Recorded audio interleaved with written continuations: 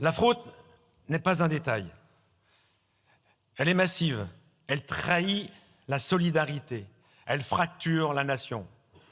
20 milliards d'euros annuels de fraude à la TVA, 7 milliards annuels de fraude avec le travail au noir, presque 1 milliard annuel de fraude à la carte vitale, on a parlé de 2 500 000 cartes vitales.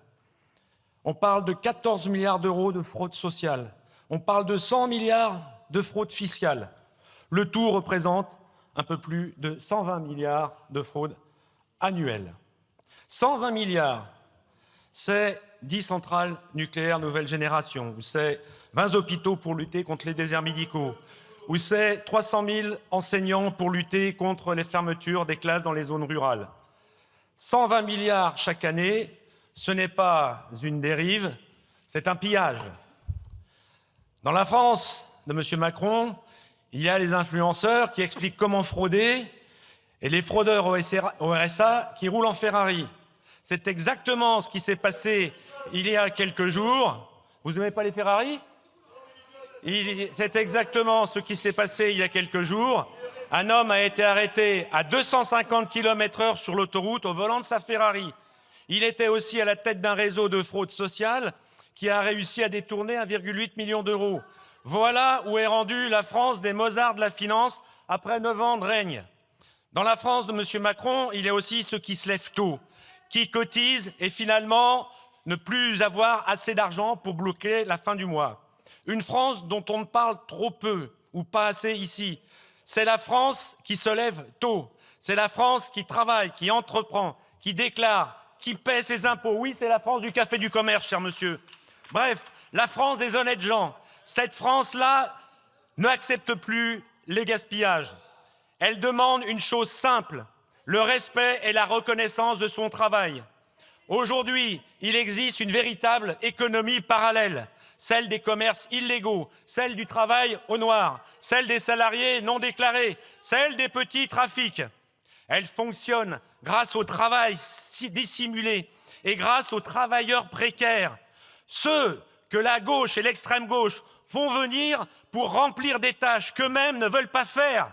Ceux qui prétendent défendre le droit du travail sont ceux qui exploitent la misère humaine. Mais quelle hypocrisie! On ne compte plus les garages fantômes, les barbershops, les ongleries et encore les kebabs qui fleurissent un peu partout. Ce sont des usines à frauder et à blanchir de l'argent. Tout le monde sait, mais personne n'agit concrètement. Dans un sens, ne pas lutter contre la fraude permet d'acheter la paix sociale. Rappelons-nous aussi que le meilleur allié des fraudeurs, c'est le millefeuille administratif. La complexité de notre système l'a rendu illisible, incompréhensible, ingérable, faillible. D'ailleurs, on ne parle plus de millefeuille administratif, on parle d'un gigantesque plat de spaghettis. La lourdeur et la lenteur de notre État incitent à la fraude. C'est pourquoi la lutte contre la fraude doit se faire dans 3 axes principaux. Un choc de simplification, 400 000 normes, 5 600 pages au Code du travail, 1 200 agences d'État et je vous en passe. Contrôle ciblé des aides grâce aux technologies. Enfin, sanctionner les entreprises et les particuliers en cas de récidive. Si nous voulons un modèle social solide et durable, il doit être juste.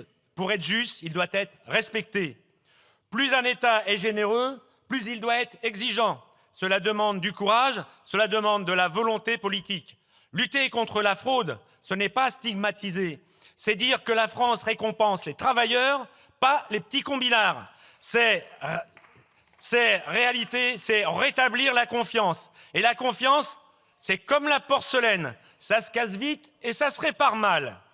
Il y a une urgence à agir. Et d'ailleurs, l'UDR est favorable pour cette démarche. Nous voulons une France juste, une France exigeante, une France qui récompense l'effort, une France qui sanctionne la triche.